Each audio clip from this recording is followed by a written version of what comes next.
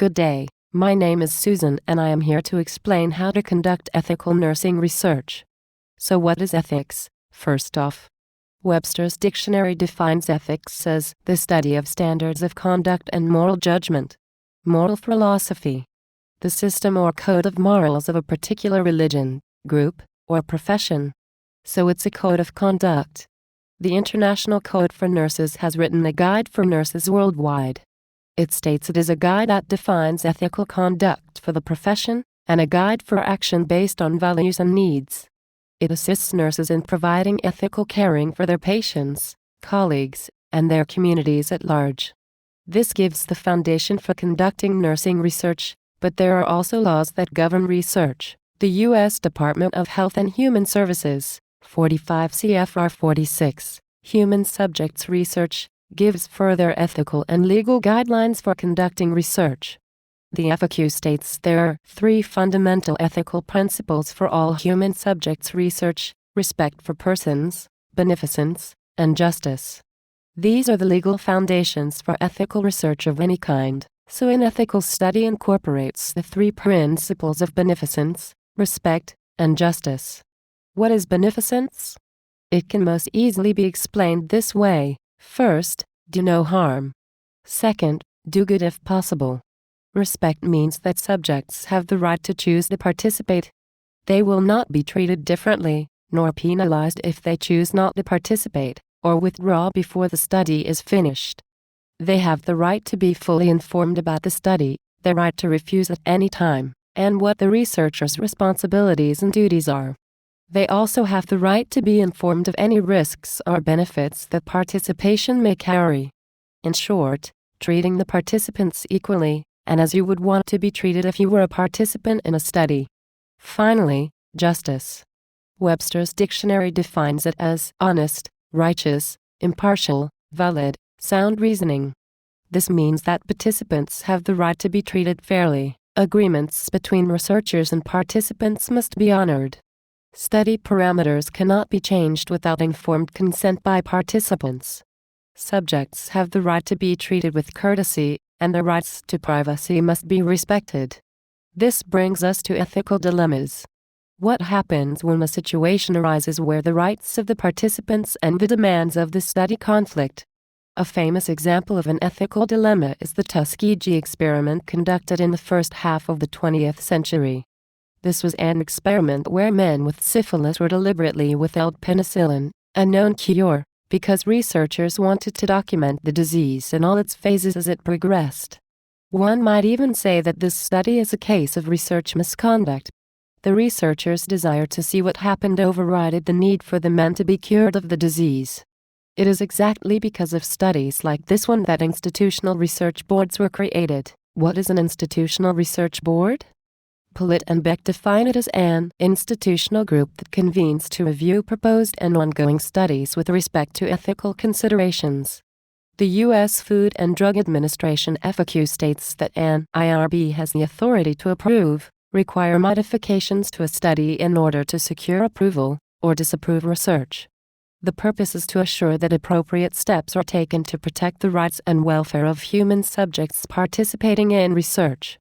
They review the informed consent forms, the study parameters, and research protocols. Pollitt and Beck state the function of the IRB is to ensure that risks are minimized, that the risk-to-benefit ratio is maximized, that there is an equitable selection process, that there is appropriate informed consent and documentation, that safety is monitored, that privacy of participants is protected, and that any additional safeguards are implemented as necessary.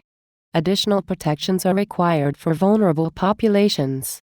Children are one vulnerable population. If they are over 7, the study should be explained to them in terms they can understand. They can choose to assent or deny participation. If they are over 12, written consent should be obtained. This respects children's right to self-determination, even though they cannot legally consent. Mentally or emotionally disabled are another. They have cognitive difficulties that can preclude them from giving informed consent. Consent must then be obtained from the legal guardian and research must be focused specifically on their disability. severely ill or physically disabled are a third type. Are they able to give informed consent, or are they too profoundly ill? Special procedures for obtaining informed consent may need to be used, such as using sign language for deaf participants, or audio or videotaping consent procedures. Again, privacy must be ensured. The terminally ill are a vulnerable population. The risk-to-benefit assessment is extremely important here, and health and comfort of the participant must remain paramount. Here too, special procedures for consent may be needed. Prisoners are another vulnerable population. Because of their incarceration, they may not realize they have the right to refuse participation, or may fear repercussions if they do not participate. They must understand that participation is voluntary, and that they do have the right to refuse without fear of penalty. Finally, pregnant women are a vulnerable population. Pollitt and Beck state they cannot be involved in a study unless its purpose is to meet the health needs of the pregnant woman, and the risks to her and the fetus are minimized. Data collection methods can be another cause of ethical issues. At times, depending on the nature of the study, the collection methods can skew results by causing a change in behavior if participants are fully informed of the nature of the study. This means that researchers must use covert data collection methods in order to get unbiased data. Concealed data collection, where researchers effectively lie to participants about what they are studying in order to get unskewed data, poses even more ethical issues than does covert data collection. IRB approval and participant privacy are absolutely vital. As you can see, legal issues arise out of ethical issues. Some questions to ask are: was harm caused? Were subjects coerced? Was informed consent obtained? Were the subjects exploited? So how to go about setting up a research study? Obviously, you have to have a research question. The first thing to ask yourself is what I'm studying of benefit to society?